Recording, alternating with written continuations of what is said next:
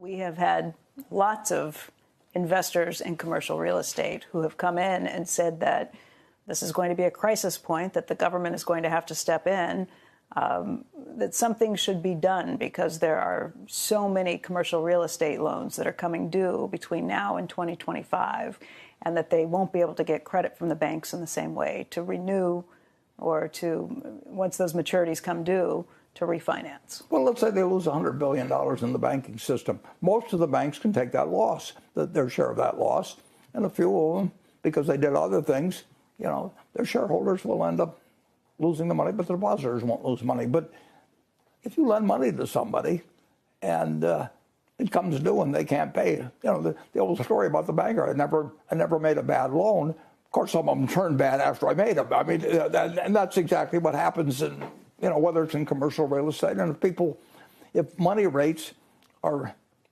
2%, or we were lending money out at 4 basis points at Berkshire to the federal government, not much more than a year and a half ago, or something like that. And if those rates change, let the person who bet that they wouldn't change lose money. I mean, that's if you make mistakes in business, plenty of people make mistakes. You pay for them. If you've got a big profitable business on top of it, which a good many banks do, you take your losses and you keep going on. I mean, banks can take a lot of loan losses, but they can't take something that wipes out their capital and expect the world to ignore that fact.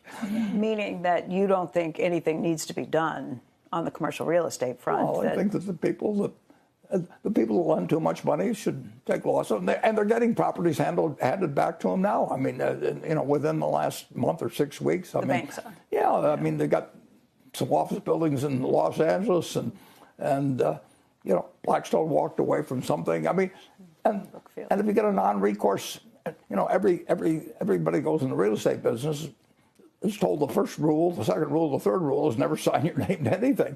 And so you have non-recourse mortgages, and they're going to walk away, and the bank's going to get stuck with losses, and maybe they'll hold the property a long time and it'll come back. And there's all kinds of ways that if you got capital strength, you may decide, well, I'll just hold it.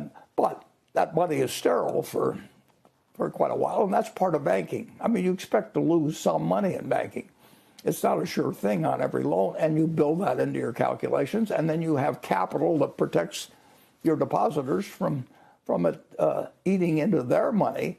And if it does eat into their money, then the FDIC, which is in effect really a mutual insurance company of a very peculiar sort, essentially spreads the losses among the continuing banks by higher FDIC assessments in the future. One of the last warnings that Charlie Munger made before he passed was about a potential storm brewing in commercial real estate. And in this video, we're really going to get to all of that. And before we do, remember to leave a like, subscribe, and hit the notification bell for more.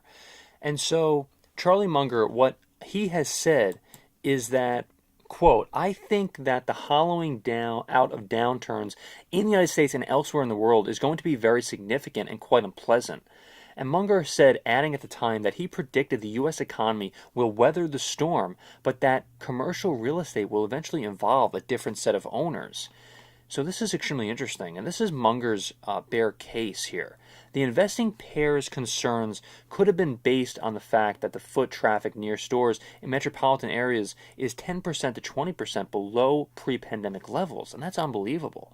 While office attendance is 30% lower than before COVID, according to a report from the consulting firm McKinsey. The report predicts that because of the trends and other factors, demand of the office space could still be almost 20% lower in 2030 than what it was in 2019. And so that's extremely bad news for commercial landowners. And it's even worse for its lenders. In an April interview with the Financial Times, Munger, in fact, what he said was that the U.S. banking sector was full of bad loans. And in the commercial real estate sector, eventually higher interest rates, lower rental income, and it results in lower property values that could send some of these loans completely underwater, submersed, meaning that the outstanding balance will be greater than the value of the underlying properties. And so both Charlie Munger and Warren Buffett have talked about this immensely over the past couple years.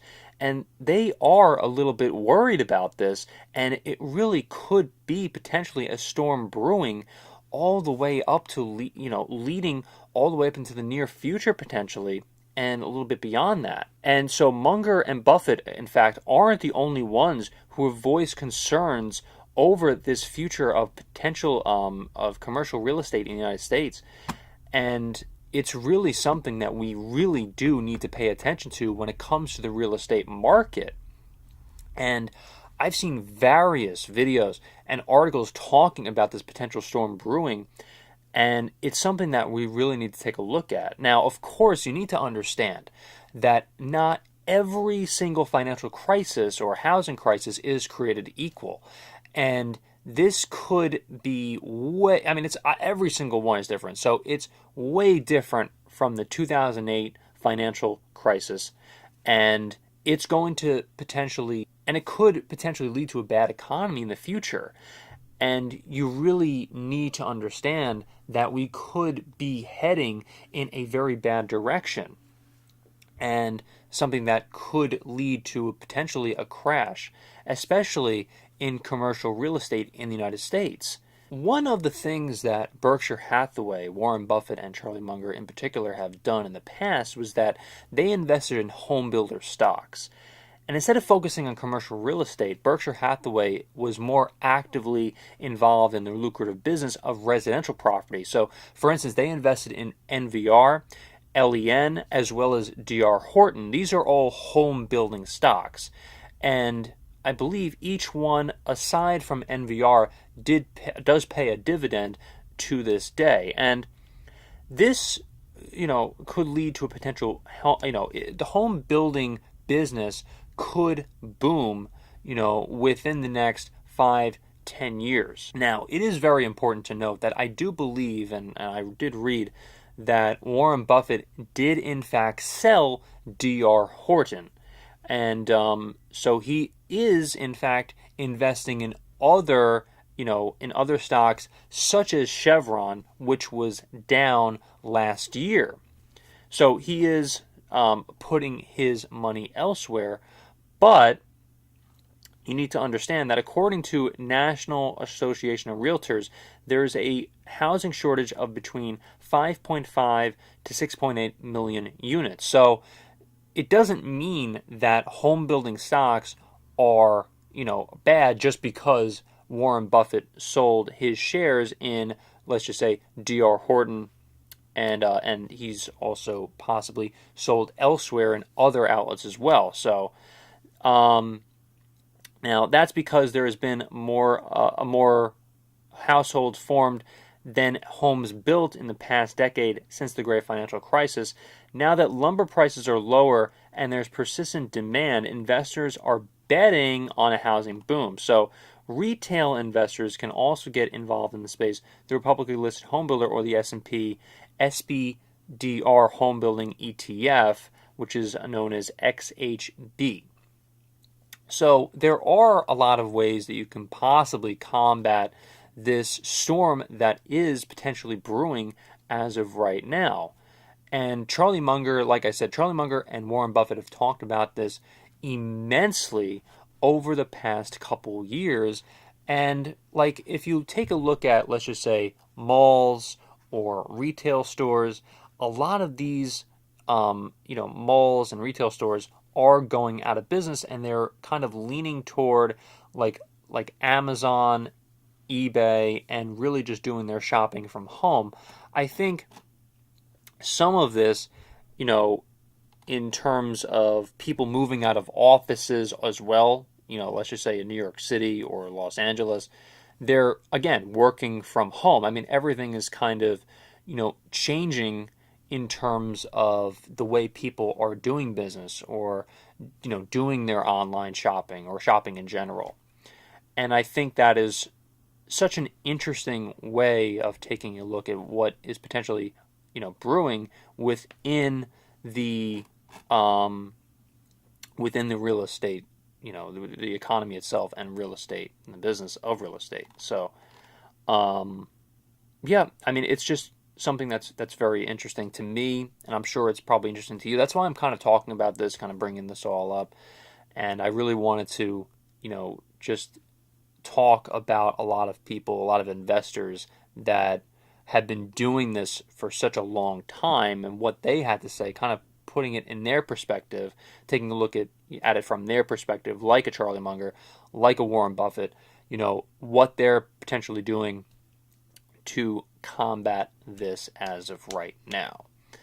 And so if you like this video, if you want more content just like this, remember to leave a like, subscribe, and hit the notification bell for more. What I absolutely love about Warren Buffett's content is that he gives a take that was relevant 100 years ago. It's relevant right now, and it's going to be relevant 100 years from now as well. And that is exactly why you should subscribe to this channel, is because we provide so much amazing content just like this, talking about the stock market, finance, and all of that, and we try to make every single video that will be relevant 100 years from now as it is relevant right now today. Thanks so much once again for checking out this video of income views. Remember to subscribe. If you can't subscribe, I cannot continue making videos just like this one for you. Also remember to click the like button and also comment as to what you think of this video and what else you would like to see in terms of personal finance, Warren Buffett content, and so much more, because we cover it all on this channel.